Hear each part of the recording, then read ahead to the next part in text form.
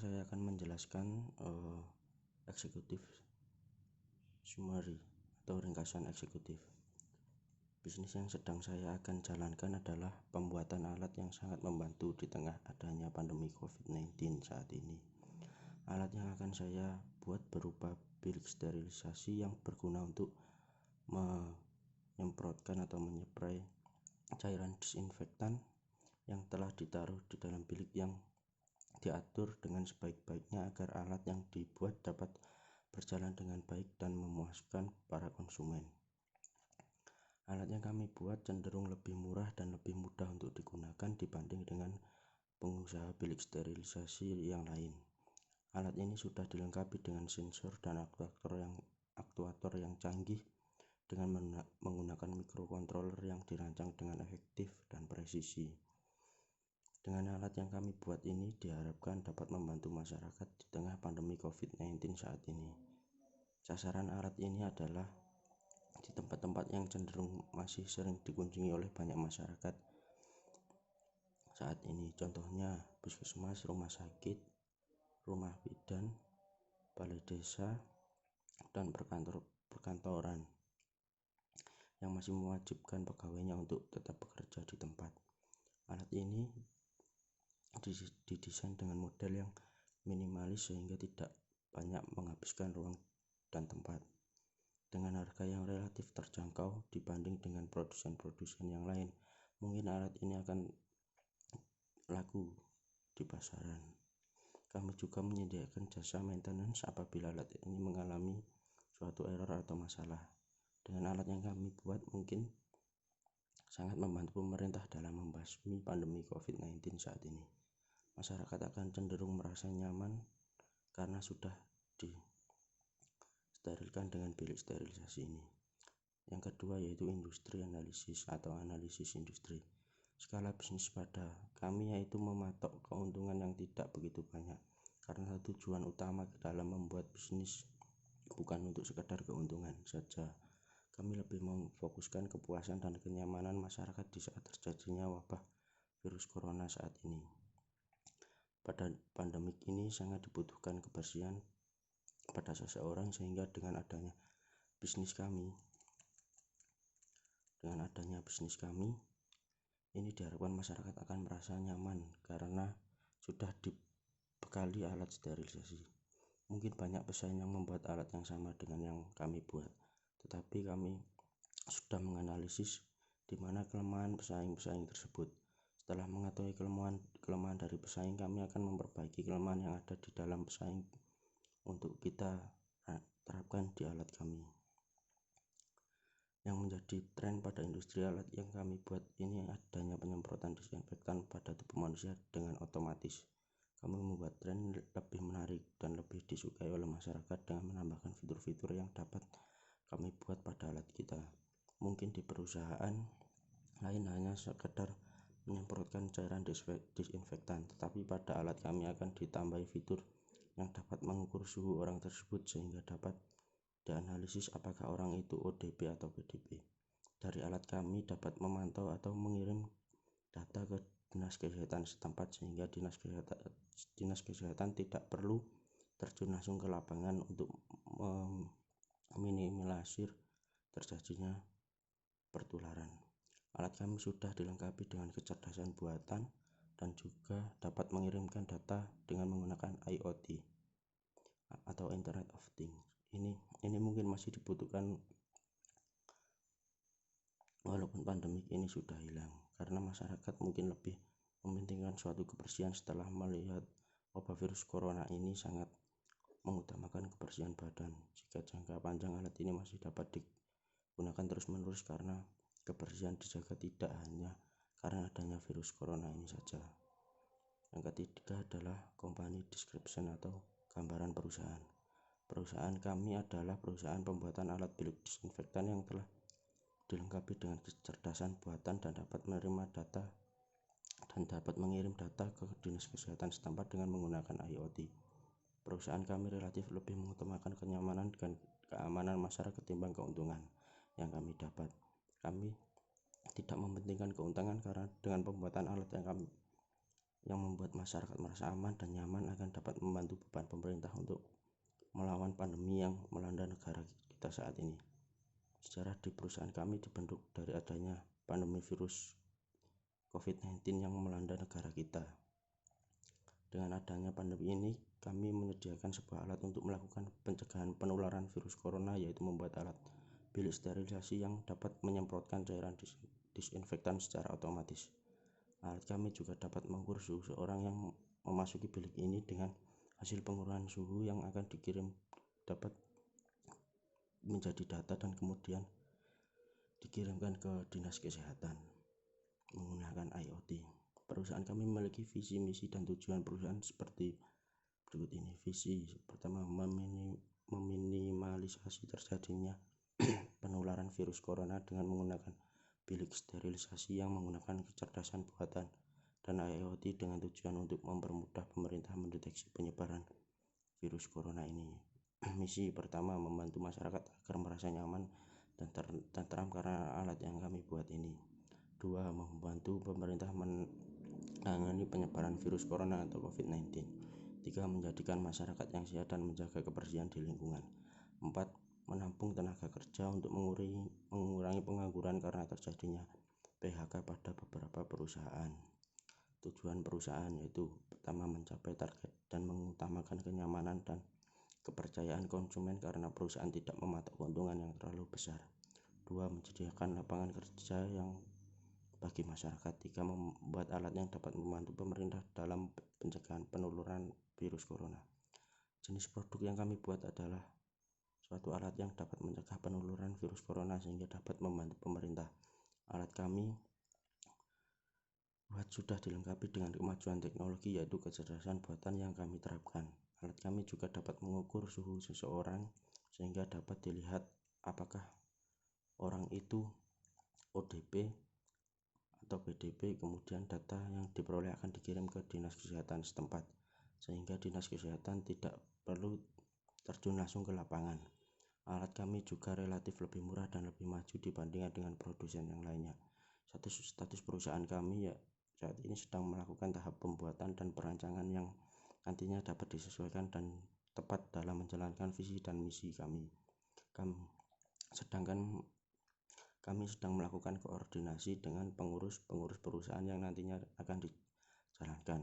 Status hukum dan kepemilikan akan segera dibuat sesuai dengan undang-undang dan ketetapan pemerintah yang telah dibuat, sehingga alat kami akan resmi dan dipatenkan bahwa alat ini adalah buatan perusahaan kami, sehingga tidak ada plagiatisme yang akan mengaku-ngaku sebagai pembuat alat yang kami buat.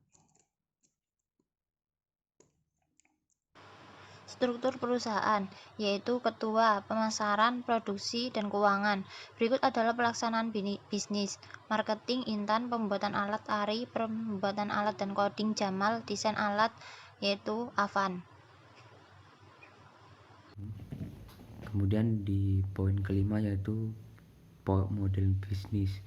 Model bisnis tersebut kita tuangkan dalam model bisnis kanvas, di mana dalam model bisnis kanvas itu tersedia informasi-informasi tentang kelebihan dari produk kita, kemudian apa saja kemungkinan terburuk yang akan terjadi ke depannya terhadap produk kita, dan kemudian analisis pemasaran dan kelebihan alat kita, mulai dari strategic partner yaitu pemilihan perencanaan kerjasama, kemudian perencanaan sumber daya dan kepentingan nilai dari produk kita, dan banyaknya jumlah customer nantinya ke depannya bagaimana, dan kemudian ada segmentasi pasar juga. Kemudian ada cost structure, di mana itu merupakan biaya-biaya apa saja yang mungkin diperlukan oleh kita dalam memproduksi produk kita. Di sini tertuliskan misalkan strategic partner merupakan partner kerjasama terhadap partner kerjasama nantinya terhadap produk kita. kita membuat bilik desinfektan secara sebagai penanganan virus corona, maka tentunya partner yang cocok dengan produk kita yaitu distributor alat kesehatan, kemudian ada dokter atau tenaga medis, kemudian ada rumah sakit dan pemerintahan, terutama di dinas kesehatan. Nah, kemudian di sini ada biasanya tertuliskan hal yang sangat dibutuhkan dalam dunia entrepreneur, yaitu cost structure, di mana tertuliskan biaya apa saja biasanya yang kita butuhkan dalam memproduksi sebuah produk. Yaitu pertama di sini tertuliskan ada biaya marketing, segmentasi dan target pasar. Segmentasi pasar membagi pasar menjadi beberapa kelompok pembeli yang berbeda, yang mungkin memerlukan produk atau marketing mix yang berbeda pula. Segmentasi pasar dari alat bilik penyemprot adalah masyarakat kota maupun kabupaten golongan menengah ke bawah dan menengah ke atas. Targeting adalah melakukan evaluasi keaktifan setiap segmen, kemudian memilih salah satu lebih segmen pasar untuk dilayani. Pasar sasaran atau target adalah perusahaan bawah sana masyarakat yang mau membelinya.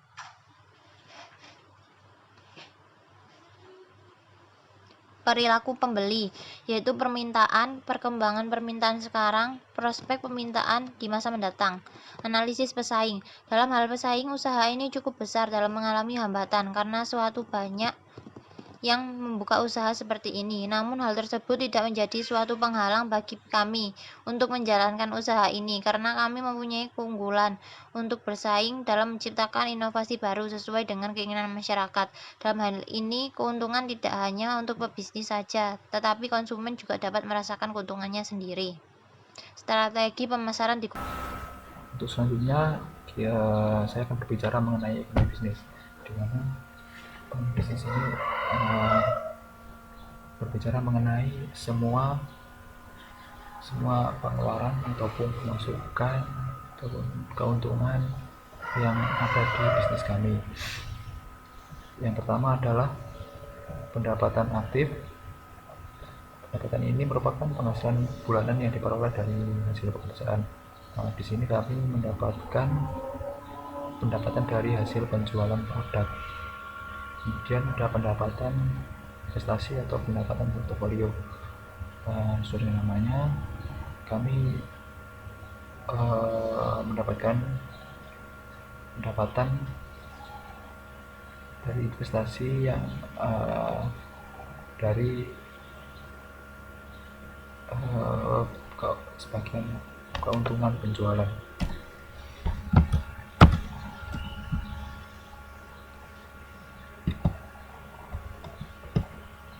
Kemudian ada margin keuntungan.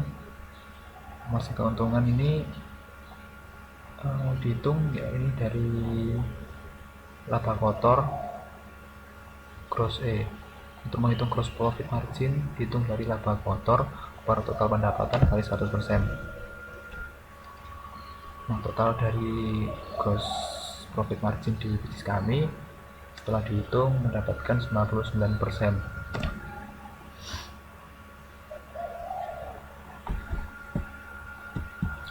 Selanjutnya ada biaya tetap dan biaya variabel. Biaya tetap ini adalah biaya yang dikeluarkan tidak mempengaruhi oleh kuantitas produksi. Untuk rinciannya bisa dilihat. Nah, selanjutnya biaya variabel. Biaya variabel adalah biaya yang dikeluarkan dipengaruhi oleh kuantitas produksi. Di sini juga ada total modal yang dikeluarkan selama 1 bulan, yaitu 6.965.000. Kemudian ada analisa BEP atau break even point. Break even point atau titik kumpas adalah kondisi di mana hasil penjualan sama dengan modal yang dikeluarkan. Untuk menghitungnya kita harus mengetahui harga jual, kemudian fixed cost dan variable cost. Untuk detail penghitungannya bisa dilihat. Kemudian ada analisa PBP atau payback period, yaitu berapa lama perhitungan berapa lama modal akan kembali. Kemudian ada analisa NPV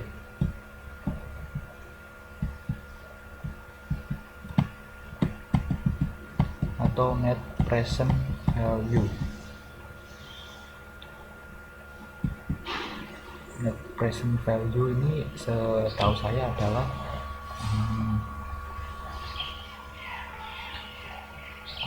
berapa keuntungan atau kerugian yang didapat selama 1 bulan. Promosi, the power of focus, pelayanan langsung dan online, sistem pembayaran, harga lebih murah, pelayanan di luar jam kerja, pelayanan permintaan, perkembangan permintaan sekarang, prospek permintaan di masa mendatang. Faktor primer, bahan baku, kami membutuhkan Arduino Uno, project board, relay, jumper, pompa, sensor proximity, nozzle hydrant spray, aluminium plus kaca untuk bilik. Letak yang dituju yaitu Surabaya, Malang, Gresik, Tuban, Jakarta, dan lain-lain. Adapun harga dari alat komponen tersebut. Taktik penjualan yaitu membagikan brosur, promosi dengan harga khusus, mengadakan kontes, membuat. Kemudian selanjutnya desain dan development plan. Kenapa desain ini sangat penting? Karena tujuan dari desain ini supaya suatu bisnis itu bisa menentukan tujuan dan bisa menarik investor. Di dalam desain dan plan ini ada poin-poin detail rencana desain dan pengembangan produk untuk jasa baru, kemudian tantangan atau resiko, atau kita biasa menyebutnya SWOT, analisa SWOT. Ada biaya pengembangan perusahaan, kemudian property issues, patent, trademark, hak lisensi, dan nama merek.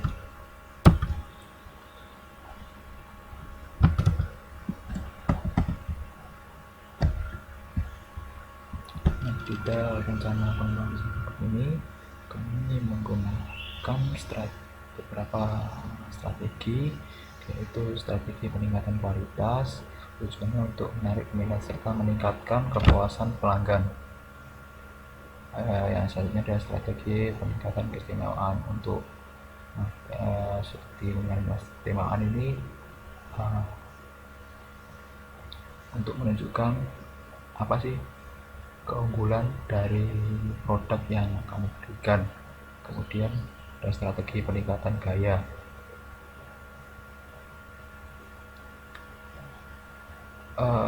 Strategi peningkatan gaya produk ini dibuat untuk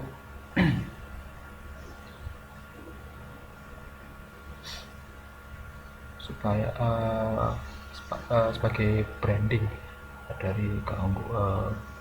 branding dari produk yang kami buat.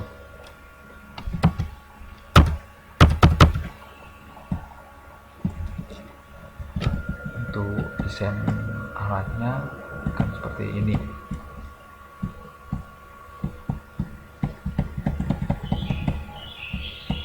Kemudian selanjutnya kita beralih ke analisa SWOT.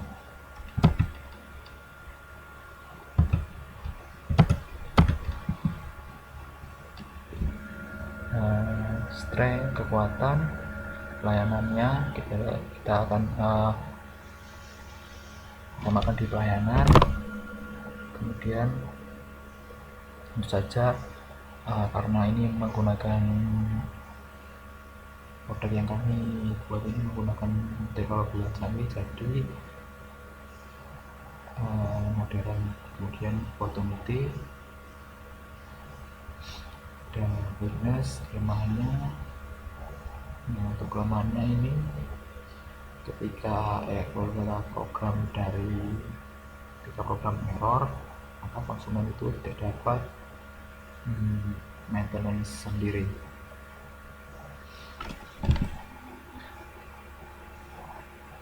Nah, untuk operasional plan-nya, di tahun ini penawaran bilik disinfektan akan difokuskan ke pasar-pasar dan juga perusahaan lokal yang di daerah-daerah.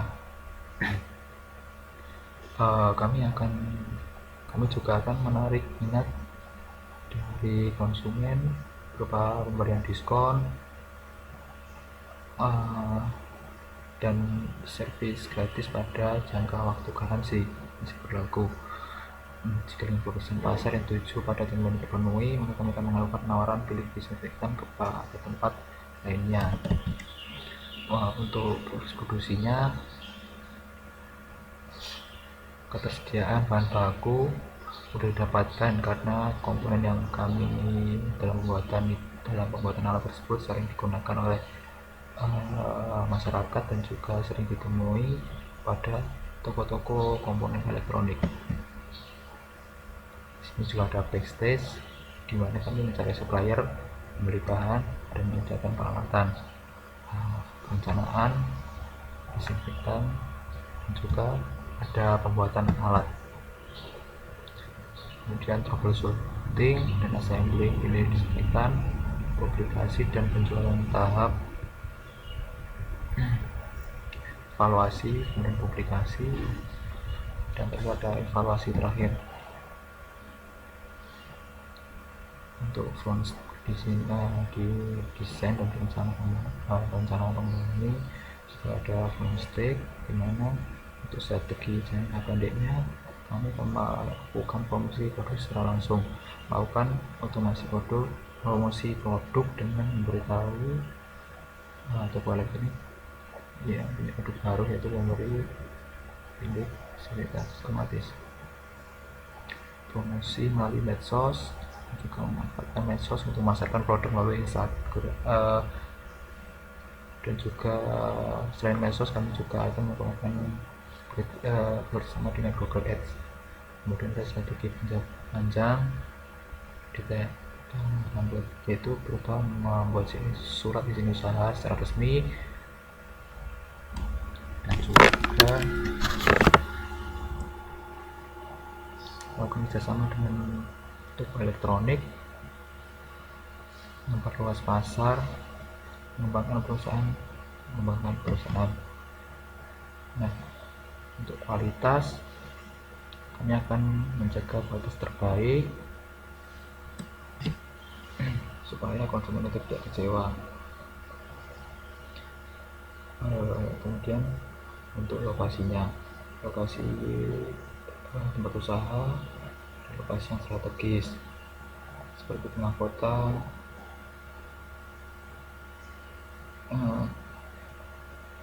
supaya agar konsumen juga mudah untuk mengakses tempat usaha kami. Kemudian fasilitas yang akan kami berikan, garansi 6 bulan berupa panduan dari penggunaan alat, diskon jika pembelian alat lebih dari 22.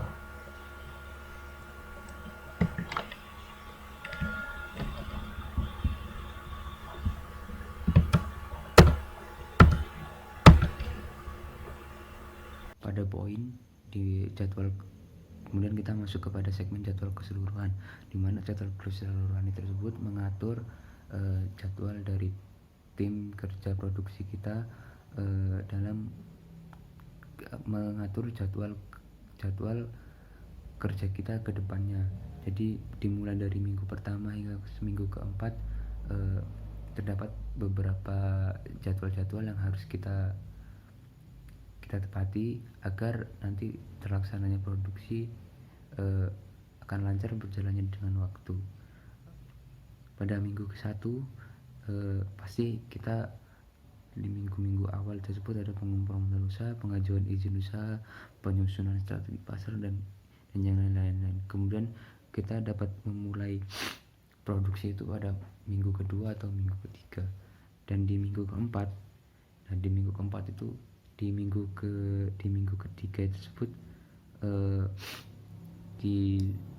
menjadi target kita untuk mencari target pasar penjualan, dan kemudian di minggu keempat kita bisa mulai memperhitungkan berapa sih hasil keuntungannya dan bagi untung hasil. Assalamualaikum warahmatullahi wabarakatuh. Perkenalkan, nama saya Mustafa Siddiq Asyarosi. Di sini saya akan menjelaskan poin presentasi mata kuliah Teknopreneur di bagian proyeksi keuangan, di mana poin tersebut menjelaskan tentang strategi-strategi keuangan yang akan digunakan dalam melaksanakan entrepreneur tersebut. Di PPT tertuliskan kita menggunakan analisa, yaitu